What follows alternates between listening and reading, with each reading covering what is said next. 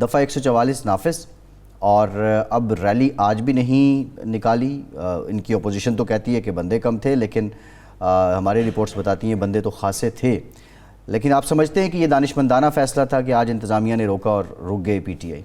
मेरे ख्याल ये फवाद चौधरी साहब से ये पूछते हैं, मेरे नज़र में तो ये दानिशमंदाना फ़ैसला है। फवाद साहब, अब आप हाई कोर्ट से भी रुजू कर चुके हैं और इलेक्शन कमीशन से भी, अगर और ऐलान भी आपने कर दिया है कि कल आप रैली निकालेंगे, अगर दोनों फोरम से आपको रिलीफ नहीं मिलता किसी वजह से, तो फिर आपका राय अमल क्या होगा? अब आप हुकूमत जो अहकामात जारी करेगी, दफ़ा 144 नाफिज करे या कुछ करे, आप उस पर अमल करेंगे या फिर अपनी कोई स्ट्रेटेजी बनाएंगे? शायद साहब, हम कोई मिलिटेंट पार्टी नहीं है जी, ना ही हमारे पास अपने लोग हैं जिनके पास बंदूकें हों, ना ही हम कोई टेररिस्ट ऑर्गेनाइजेशन है, ना ही हमारे लोग ट्रेंड हैं लड़ने के लिए। तो जब भी ऐसा, और सियासी जमातों को, खुसूसन जो कौमी सियासी जमात है जो तहरीक इंसाफ की, उनको ऐसा ही होना चाहिए। देखिए, हम मिलिटेंसी तो नहीं कर रहे, हमारा मद्देनजर मिलिटेंसी तो नहीं है। और अनफॉर्चुनेटली जब आप सियासी जमातों को, जेन्युइन पॉलिटिकल पार्टीज को, जिनके साथ अवाम की सपोर्ट होती है, रियासती ताकत से दबाया जाता है, तो उसके नतीजे में नफरतें पैदा होती हैं, कदूरतें पैदा होती हैं, और उसके नतीजे में फिर आगे मिलिटेंसीज आ जाती हैं।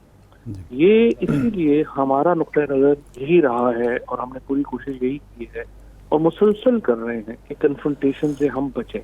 ये जो आज अगर आप अपने नुमाइंदे जो 92 के होंगे, उनसे आप कहिए कि जो पुलिस इस यहाँ पे ड्यूटी पे लगी हुई थी, उन पुलिस वालों के व्यूज लेते कि वो क्या समझते हैं जो उनसे काम करवाया जा रहा है। मुझे जितने पुलिस ने नाके पे रोका, उन्होंने कोई ऐसी गाली नहीं बची होगी वोकैबुलरी में जो इस हुकूमत को नहीं दी। अच्छा। और इसी तरीके से जो यहाँ पे लॉ इन्फोर्समेंट एजेंसीज के लोग हैं, जो इवन जो यहाँ पे बाकी एजेंसीज के लोग हैं, उनके व्यूज आप देखें नीचे, आपको पता चलेगा कि कितने तंग है दुनिया। जाहिर है, अगर पाकिस्तान में 70-80% लोग इस वक्त तहरीक इंसाफ के साथ हैं, तो जो ये जो पुलिस में या बाकी जगहों पे जो लोग जो हैं, वो भी तो तहरीक इंसाफ के लिए दर्द रखते हैं। हमारे वो अपने लोग हैं। हम इस कन्फ्रंटेशन में पड़े, उधर भी नुकसान होता है, हमारा नुकसान होता है। इधर आपने जिले शाह जैसा जो कीमती हमारा असासा था, वो अगर शहीद होता है, वो भी हमारा नुकसान होता है। तो हम कन्फ्रंटेशन में नहीं पड़ सकते। इदारों से हम बार बार इंसाफ चाहते हैं। एक ही शहर में आपने देखा 2 कवानीन नाफिज हैं। एक कानून पीटीआई के लिए जहाँ पे रैलीज बैन है, हर चीज आप, सियासत बैन है, बयान बैन है, तकरीर बैन है, और एक कानून है जो इस वक्त लाडली मरियम के लिए है। वो इदारों को गालियां भी दे सकती हैं, रियासती प्रोटोकॉल में वो जलसे भी कर रही हैं, और उन्होंने एक तमाशा लगाया हुआ है, वो भी आपके सामने। अच्छा फवाद साहब, कल मोहसिन नकवी साहब ने प्रेस कॉन्फ्रेंस में ये कहा कि हमने पीटीआई से कहा कि आप 8 तारीख को ना करें, 1-2 दिन आगे ले जाएं तो हम आपको इजाज़त दे देंगे, लेकिन वो नहीं माने, जिसकी वजह से वो सान्या हुआ। रात मैं देख रहा था आमिर मीर साहब जब प्रेस कॉन्फ्रेंस कर रहे थे, तो उन्होंने कहा जी कल का दिन बड़ा अहम है, कल ये ना करें तो आगे देखेंगे। आज मोहसिन नकवी की साहब की ट्वीट भी आ गई कि ये 1 दिन के लिए है। तो क्या ऐसा था कि 8 को आपको रोका गया था कि 9 को कर लें और आप नहीं माने? 8 तारीख को ना सिर्फ ये कि इंतजामिया ने हमें इजाजत दी, जो यहाँ पे मुतल्लिका एसपी थे, डिप्टी कमिश्नर लाहौर थी, वो हमारी लाहौर तंजीम के साथ मिली। हमाद अजहर के साथ उन्होंने कॉन्टिन्यूस रब्ता रखा और हमाद ने उनसे रूट जो है वो एक्सचेंज किया, और उन्होंने तो रूट पे अपने लोग भी लगा दिए थे। सही। अचानक इन्होंने 12 बजे फैसला किया। पहले पुलिस वाले आए, उन्होंने लोगों को ज़द-ओ-कोश करना शुरू किया, और उसके बाद आपको याद होगा मीडिया को बैन कर दिया गया कि आपने ये तशद्दुद नहीं दिखाना। और उसके बाद जब उन्हें पता लगा कि लोग ज्यादा जख्मी हो गए हैं, फिर इन्होंने 144 की जो नोटिफिकेशन था वो निकाला, और वो भी इलीगल नोटिफिकेशन था।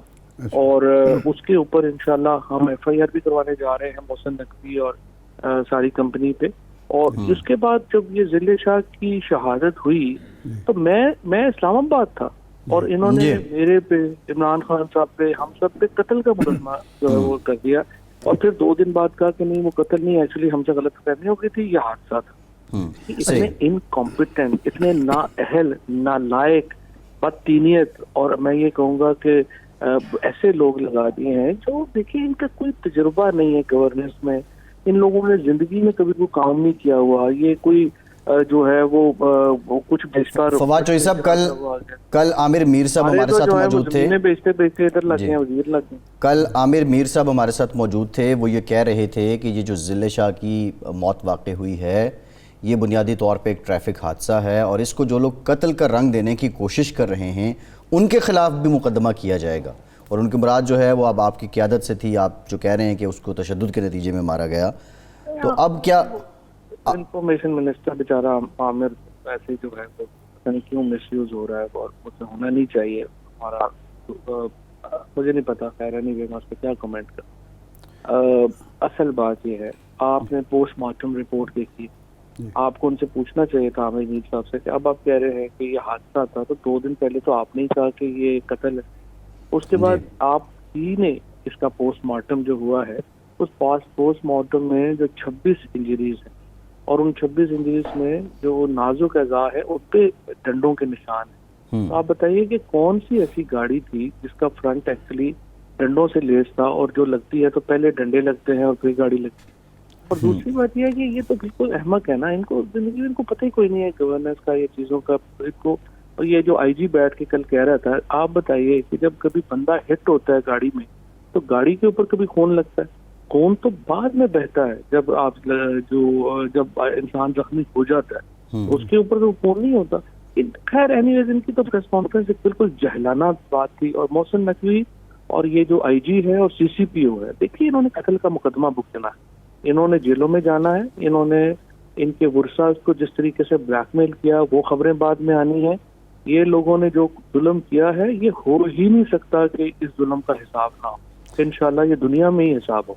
फवाद साहब, एक कड़ी ऐसी है जो अभी तक मिसिंग है, वो ये जब दावा करते हैं कि जो मैयत है हस्पताल में या ज़िले शाह को हस्पताल में आपके एक कारकुन की गाड़ी लेके आई, तो ये क्या किस्सा है? क्योंकि वो तो यही कहते हैं ना जी, इसी गाड़ी ने हिट किया, इसी गाड़ी ने उठाया और इसी गाड़ी में वो लेके आया। हमने कल अच्छी खासी जरा की, बल्कि वो थोड़े से थे नाला भी हुए कि कैंट के एरिया में जहाँ जगह जगह पे सर्वेलेंस होती है, जहाँ कैमरे लगे हुए हैं, मौके वारदात की कोई फुटेज नहीं है, किसी ने रोका नहीं उस गाड़ी को, ये तो खैर अलग इशू है। लेकिन ये आपकी गाड़ी यानी आपके जो लोग हैं वो कैसे पहुँचे? एजाज़त अलग इशू नहीं है, यही इशू है जी। आप मुझे बताइए कि जो आईजी है वो रात 12 बजे जाके सर्विसेज हॉस्पिटल से जो कैमरे हैं वो उनको अपने कब्जे में ले लेता है। यानी जो मरकजी मुलजिम है इस सारे मामले में, उसको ये इख्तियार दिया हुआ इलेक्शन कमीशन ने कि वो जाए और जाके ये टेम्पर विद कर दे एविडेंस को। जो सेफ सिटी के कैमरे हैं उनके ऊपर कब्जा कर लिया गया, जो गैरिजन के कैमरे हैं उनके ऊपर कब्जा कर लिया गया, और फुटेजेस जो हैं वो नहीं दिखाई गई, रिलीज नहीं की गई। और जो ये बात है कि अगर आपने इतना बड़ा डाला देख लिया था तो डाला चला के जो लोग आए थे वो भी तो दिखा देते ना कौन थे।